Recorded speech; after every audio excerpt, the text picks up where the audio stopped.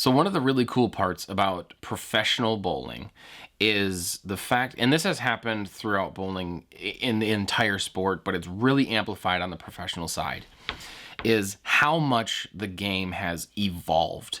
Bowling is not the same sport that it was 20 years ago. And guys that have bowled from, that even once the Excalibur came out in the early 90s, but really once the 2000s hit, it was when that high rev rate started to become the norm.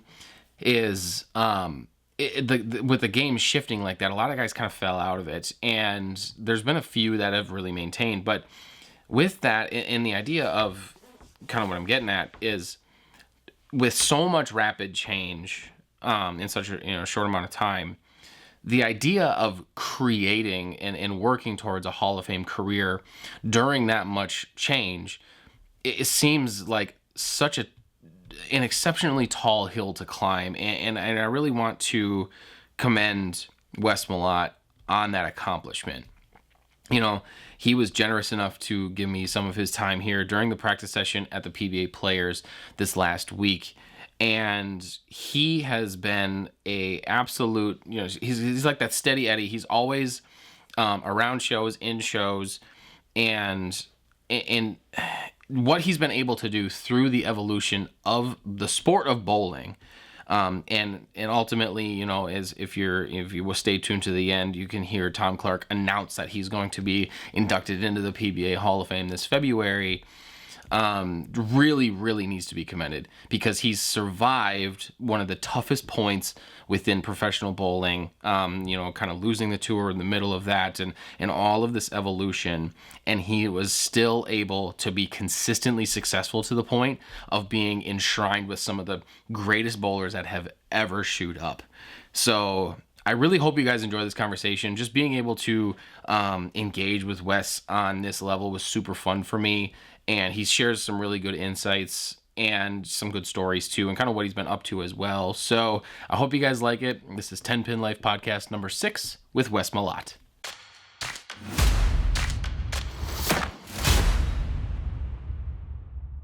So, Wes Malott, this is another one of these weird moments for me today. This is the first time I've ever been to a pro event, by the way. But I've been watching you since I was a kid throw the rock, and so thank you, number one, for being here. It's really cool to have this opportunity, but to start this whole podcast off, what I'm curious about is, you've been doing this since 03? On the national tour since 03, but I joined the PBA in 2001. So okay. So better part of 20 years now. Right. I think a lot of people that listen to this already kind of know a lot of your story. What I'm really curious about is, in the better part of 20 years, what's the thing that's changed that's surprised you the most? Has anything caught you off guard? I don't know if anything's really caught me off guard. What I've got to say is changed the most is just the game evolving. And that's just because maybe I didn't know the history of bowling back in the, early 1900s, when it was created, and I don't even know when it was created, unfortunately. Yeah. But, I know that there were wooden bowling balls with, one finger hole and one thumb hole. I actually own one. Yeah. That somebody brought in and donated to us, so pretty cool to kind of have that. And then, I've been to, like, the Detroit Athletic Club, where they have some pictures of how the lanes used to be back in the, the early days, which is totally different than how they are now. But, so I know the game evolves, but the biggest thing that has probably changed is the two-handed bowling. Okay. And the amount of rotation and power that those guys can create throwing it with two hands, by removing the thumb hole. And so that's got to be the biggest thing. But then also, I'm going to call them kids now. They seem to be so much stronger and create so much more power, because when I first came out on tour, I was considered a power player, and now I might be considered a stroker. not even a tweener, a stroker. But so it's definitely interesting to see how it's evolved, and then the technology with the bowling balls and the lane machines and now we have a lane machine that'll walk on its own. It'll put out 2 different oils. It'll, and then you have other machines that'll put oil directly on each individual board. Yep. So the technology's kind of Sure. kind of crazy to see, and then with that, a lot of us have been spoiled because of the technology. Yeah. It's no different than a telephone. Now we have cell phones that we can, any time of the day, you can pick up. You don't have to stop at the grocery store and go to a payphone and spend 25 cents to make a call or a collect call or whatever. Yep. I mean, it's and a cell phone being a computer. I mean, it's just what happens in life. Yeah. It all evolves. Yeah. Have you ever had a day job, or has pro bowling been the story the whole time? Well, before I even came out on tour, I've worked in a bowling center front to back, been managers, been in charge of the entire facility. Also, at one point, stepped away from the bowling center. Well, I can't even say I stepped away. I was still working in like pro shop and stuff like that, but I also worked being a trim carpenter. Okay. One of our customers was a trim carpenter, and I wanted to, I love kind of woodworking and stuff like that. Knew a little bit of it, but not a whole lot. And so worked with him for a couple of years and, trimmed some custom homes and whatnot. Nice. And now it's, some traits, just, I don't know if you've seen them, but there's been some stuff flying around. One thing we just opened up a new pro shop in Fort Wayne. Yep. And pretty proud of that because, I built it out. And there's a big display unit that I built from scratch. So Awesome. pretty proud of it and pretty cool to see some of that stuff. So, Yeah. and to be able to do it. Yeah. There's, so anytime I have a chance, I try and mess around with a little bit of wood and create some different things, So, and then from there, I got back into the pro shop business again in like 2000, something like that, maybe 2001, and had it for a couple of years and then decided to go out on tour, so we closed it down. Sure. And and then in 2009, again, I hit up one of my good high school buddies who I actually went to college with as well, and asked him if he wanted to open up another pro shop together, because clearly I couldn't do it by myself because of the travel and whatnot. Right. Yep. And it was a tough decision for him to quit a $40,000-$50,000 a year job, Right. 12, 13 years ago, and know that he's going to take a pay cut to start it, but with the intentions of hopefully generating a lot more. So those 2 shops in Texas are still going strong. Awesome. And he, God bless Gary. He's worked his tail off, and we have a very, very successful shop in Texas as well. So Awesome. And that's Strike a Lot and down in Texas, and then in Fort Wayne, as you might can see, Yep. the Malott's Bowler's Den. So Yeah. 2 separate entities, but still part of the ones in Texas as well. So And that actually is another lead into one of the big questions that I had just in general, because as far as I remember, you've been in Texas for a very, very long time. If it's okay to share, I guess I don't really know, but why the relocation? Because when I saw your name on this roster, I was like, that's different. Yeah. Why the move up to Indiana? Well,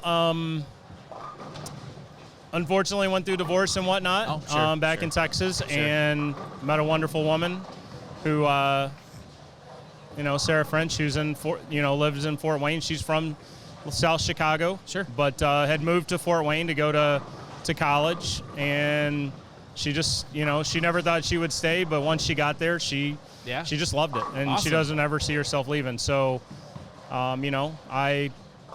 after conversations, we decided that I was going to move up, and so that's where we reside now. And a lot of good things in the horizon for both of us there Yeah, in for Fort sure. Wayne.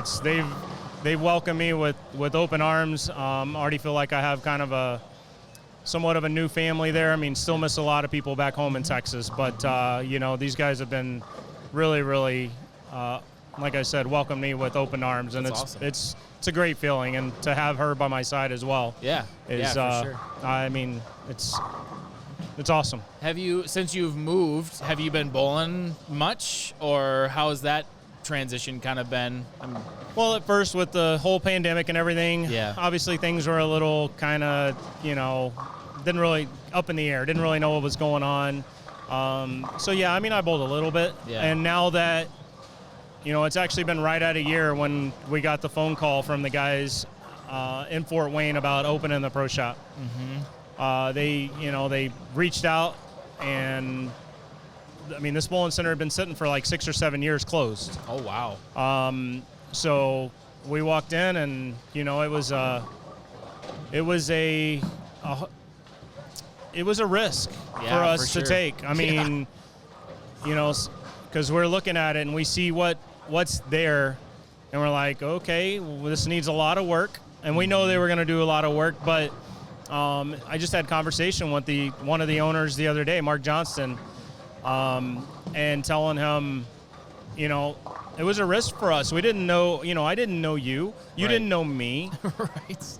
Right. And so I had to put my trust in him, knowing that he would, he could have hired some people off the corner to come in and renovate this place, and it could have just been kind of thrown together. Yeah. Or did what he did and hire professionals to come in and so he invested a good chunk of money into this facility, and it's absolutely gorgeous. Awesome.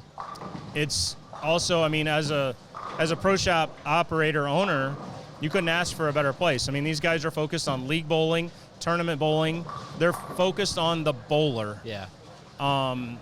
Clearly they still have recreational bowling and stuff like that. I mean, it's just part of it. Yep. But their main focus is to take care of the bowler. I mean, their slogan is everyone here is an MVP. So it's like I said, it's things happen for a reason. Yeah, for sure. They really do. And we're so blessed to be able to have Mark Johnson and AJ Bruner in our corner at MVP Lanes and the Malott's Bowler's Den. So That's very awesome. very, very blessed. I love to hear that. My buddy Nick actually bought a center in August of 2020, and similar story where it was kind of, I mean, it was running, but it was it wasn't in the greatest of shape, and just put his absolute heart and soul into it for the last 18 months, and now it's flourishing. So that's good to hear. I'm glad that that's working out that way. Switching gears a little bit. Sure. What's your mindset going into this season? I mean, I hate to say it, but you are the veteran out here now. What is your expectations? What has your process kind of been getting ready, and kind of what are you hoping to do? Well, last year we started off with this event as well, right down the street in Wauwatosa. I made the top 5 in this event, which took us to the TV show down in Florida. And then, so I started off pretty strong. But then after the first couple events, it went downhill really, really, really quick and not good at all. So coming into this year, my main focus is to be a factor every week, like I know I can be. I want to say things have calmed down a little bit at home. I don't know that they've really calmed down, but we know what to expect. As I mentioned a year ago, we're getting into this. We didn't really know what was going on. You're dealing with, worried about, okay, is this taken care of? Is this being done right? Yep. When you're not there? Is this being done the way you want it to? To where all that's done. And then back to, we're fortunate again is we have 2 great kids who are helping us out. And I know, I don't have to worry about the shop. Nice. I know these guys are going to take care of it between them. And like I said, Sarah, they'll make sure it's taken care of, so I don't have to worry about that. So hopefully, I think my mind will be a little clearer. Yeah. And, obviously I'm a little older, battling. I know I'm gonna be battling injuries. Yeah. It's just part of it. Yeah.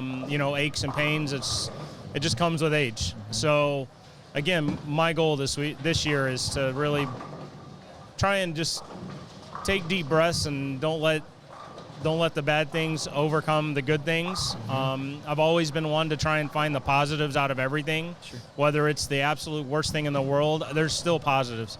So I've got to practice what I preach, if you want to say, right? And for sure. take that and just take deep breaths and know that I have a great support system back home, and it's even bigger this year than what it was last year. And just stay patient and be me. Yeah. That's it. That's awesome. I would be remiss if I didn't ask, how many gold balls do you still have? It's funny. I was looking because I have some of them in the shop in my office. Yeah. And I know there are 5 in the shop on the shelf, and I think there's still more in the storage unit that I haven't been able to get to yet. So at least 5 minimum that are still blanks. And how many do you have with here? Just one. Just the one. I saw you throwing it, and I was like, if I don't ask, I feel like I won't be doing it myself right. So, well, yeah, like I said, I don't want to take up too much of your time. Honestly, thanks for the time in this, and I'm really excited to watch you this week. I'll be here all the way through Sunday. So awesome. Hopefully we'll be doing interviews at the end of Sunday when you're going back down to Texas. Let's hope. That's the way to do it. So thank you very much. I really appreciate it. Absolutely, man. Thank you. Yeah. Hi, everybody that's still here. Hi, this is Tom Clark. I'm the commissioner of the PBA Tour. Thank you for coming by. Thanks for bowling. That was an incredible tournament. Awesome to watch. I just wanted to let everybody that's here know some inside news and a scoop. We just had a conversation with someone, and first of all, for everyone to know that the greatest honor in the sport of bowling is to be placed into the PBA Hall of Fame. And 2 days ago, we had a vote amongst the PBA Hall of Famers for someone that became eligible this year, and he was voted in unanimously. And he's here today, and we just told him, Mr. Wes Malott.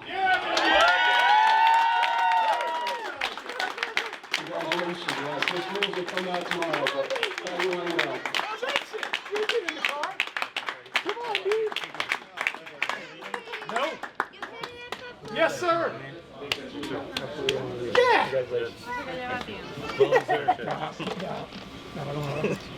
Why are you so excited? Great. Great shit, man. Nice when you hear that. Dude,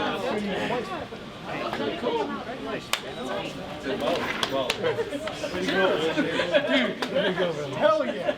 Oh, yeah. Yo, it's awesome, man. Awesome. Hey, congratulations. You want half of my food? Great job. Now I can get 100% easier.